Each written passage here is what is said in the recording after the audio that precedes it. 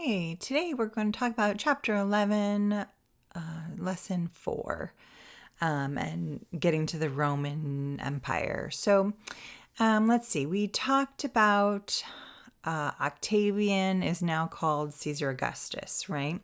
And so this begins a new era. And for about 200 years, the Romans are going to enjoy a time of peace and prosperity. And so that time period is called the Pax Romana, which lasted to about AD 180. So I'll throw some years in once in a while so you can kind of picture where we are, remembering that the years are going to be starting to go up now that we're in AD, right? Okay, so Pax Romana literally means Roman peace, and this is also the time that Rome is going to reach its height of power. Okay, so what kind of reforms did Augustus make? Well, as the emperor, he wanted to protect the empire. And so one of his reforms was to make a permanent professional army, about 150,000 soldiers made up of Roman citizens. And he had a special guard called the Praetorian Guard, very select group, and they had about 9,000 men, and their job was to guard the emperor. Okay. All right. He also wanted to make sure that the borders would be easily defended. So he decided to do some things to make them easier to defend. Like he made sure that the borders are along natural physical features. So, for example, like the Rhine or the Danube rivers, or of course the Atlantic in the west and the Sahara Desert in the south. So using rivers and other natural features as a border, natural border, okay? And then they would also have troops stationed along these outside frontier areas to try to protect the empire from invaders. Okay, so in addition to trying to protect the empire, he also really wanted to display Rome's power. And so he did that by rebuilding and beautifying Rome, a lot of building projects, fountains and palaces and buildings and things. And he has a quote that he said, I found Rome a city of brick and I left it a city of marble. Okay. And so he's trying to show, right, like how awesome Rome is by his beautiful building projects. He also wanted to improve the government. And one way he did that, he wanted to have a new official called a proconsul. And this is like a governor, and they would each oversee a different province of Rome. And these are replacing what they previously had, the politicians that were appointed by the Senate. And so, and he had actually often go visit the provinces himself to go check on what kind of job the proconsuls were doing. Okay. He also changed the tax system. Before this time, the way it works is that tax collectors could keep part of what they collected. So unfortunately, many tax collectors were dishonest, right? And took too much, charged the people too much.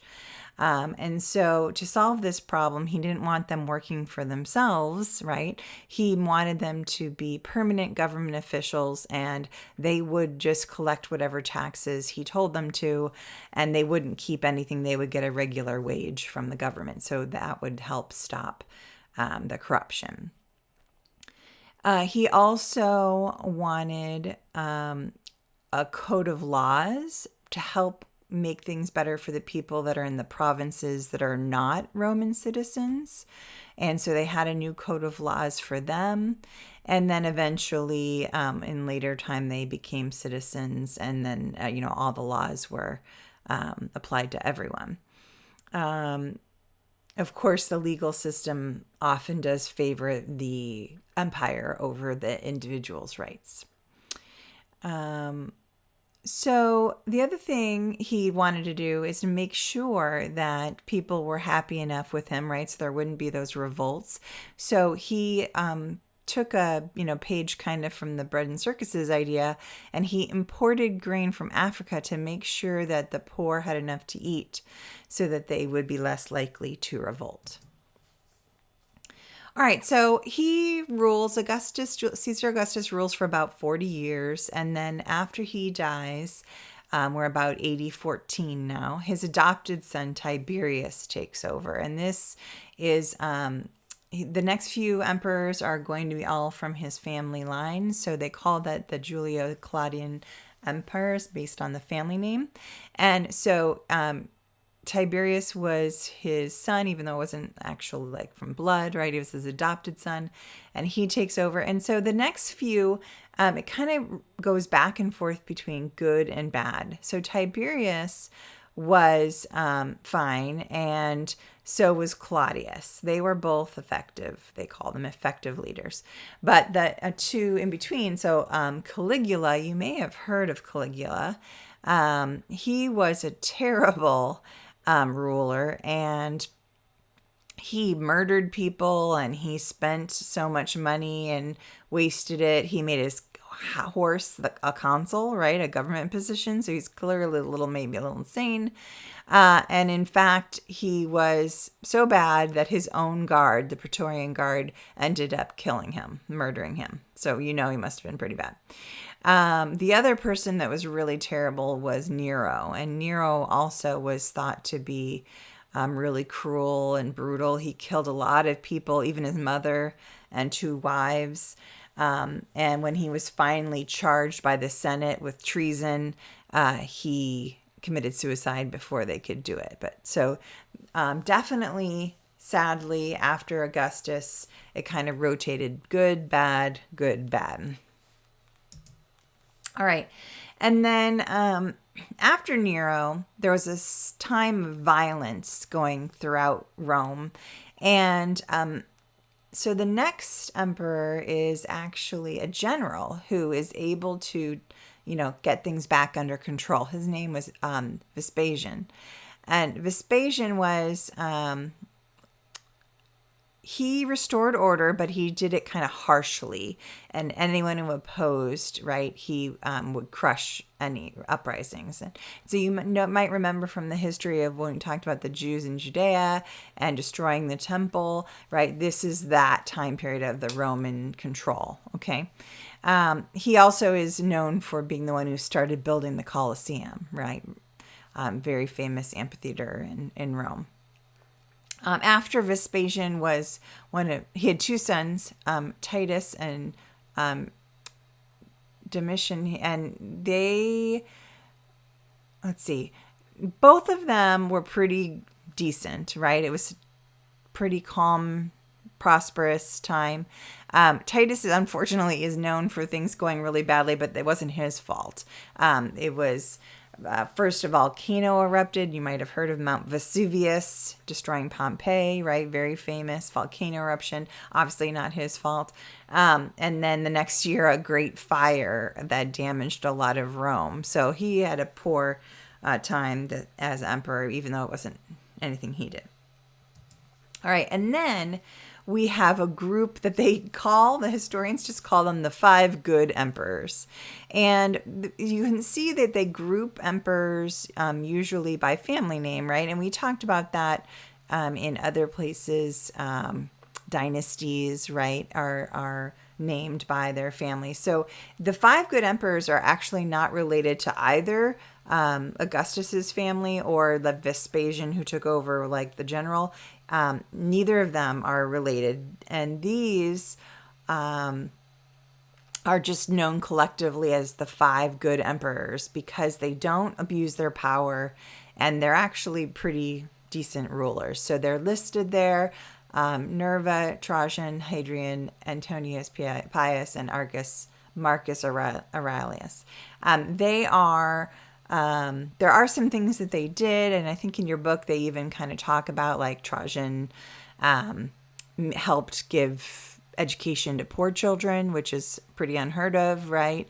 and Hadrian made the laws easier for people to understand. So they do mention some of the good things they did, but overall you should know it's a time of economic growth, right? They're doing well with trade and agriculture, and they made a lot of improvements, building projects like bridges and roads and things. And the thing that we probably most known is the aqueducts. I'm sure you've probably heard of aqueducts before. They bring water from the country into the city, and so they had extensive building projects for aqueducts.